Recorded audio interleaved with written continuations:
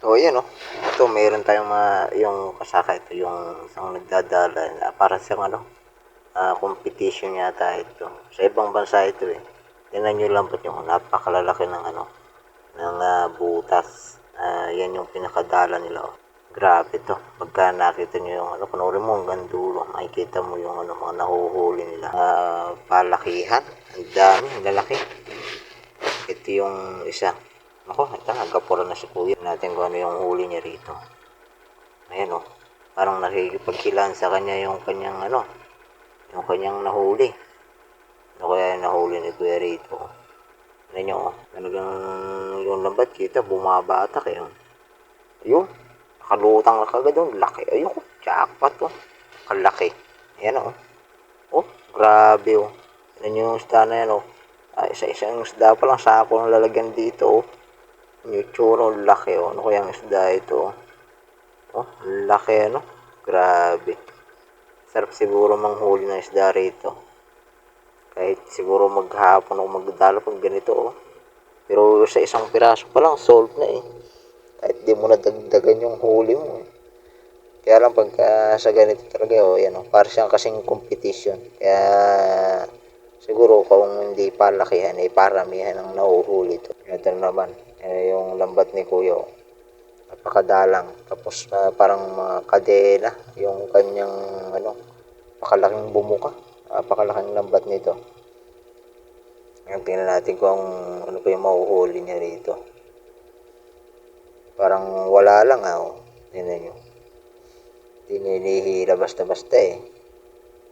Hindi katulad yung isa kanina na nakikipaghilahan sa kanya yung huli niya. Dito kaya ano kaya huli ni Kuya rito? Oh, parang meron na naman oh. Naupo na si Kuya oh. Para siguro hindi siya makawala. Ayan, tinan nyo.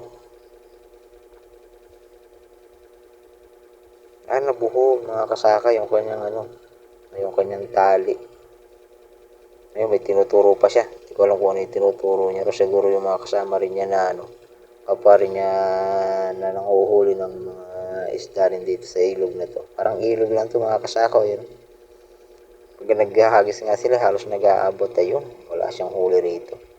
Kumbaga sa basyo. Ika nga. Pero talagang hindi rin siya titigil. Napakalupit ng nila. Parang Thailand o Vietnam. Hindi ko alam kung saan. Pero yung sulat niya parang Thailand sa kanyang damit. Kaya yan o. Tignan natin kung dito sa pangatlong hagis niya ay makakahuli siya. Yan na. Hagis uli. Isa pa. Waya na. Ang ganda ng pagkabuka. Bilog. Naman. Makalaki. Halos umabot sa may kabila yung kabila ng pangpang yung kanyang panghuli. Pagka bumuka. Parang wala na naman eh. Nako, ayan na. Nakagapuro si Manong. Ayan na mga kasako. Tinatanga yung kanyang lambat pati yung kanyang ayun, laki. Grabe pagkalalaki ng isda rito. Isa na. Ako, naibuhol-buhol na yata. Ayun buntot pa lang pagkalaki na. Buntot pa lang yun. Kalaki ng huli. Grabe ayan kanduli dito tawag sa amin dito yung kanduli tingnan mo naman kung gaano naman kalaki kasarap siguro ng karne niyan kadami sabi ni Kuya solve jackpot ito pa uli agis na naman siya uli ayan tingnan natin ayan na pumurma na ayan na ayun hindi maganda yung bilog siguro pagod na. Natin kung makakahuli pa siya uli ng malalaki. Ilan na pa siya? Bali tatlo yung kanyang nahuli na malalaking isda. Isang kanduli, saka hindi ko alam kung ano yung isang isda na yun na nakita ko sa huli niya kanina eh. Ito naman ayan na. Tinatangay na naman yung kanyang tungtungan ayun na, umigwal na. Kumbaga sa ano, parang nagpapakitang gilas na yung huli niya. Ayan laki Ayan na. Ayan pa isa laki. Ang laking kanduli nito Ayan na Tingnan nyo Wow.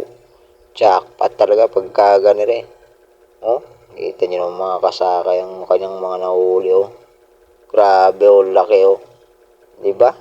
Sarap niyan. Isa lang. Solve na talaga Grabe Yes, jackpot si Manong Ayan tingnan nyo mga kasaka laki. Grabe pag siguro nakatibo ito, laki. Hanggang dito na lang. Salamat.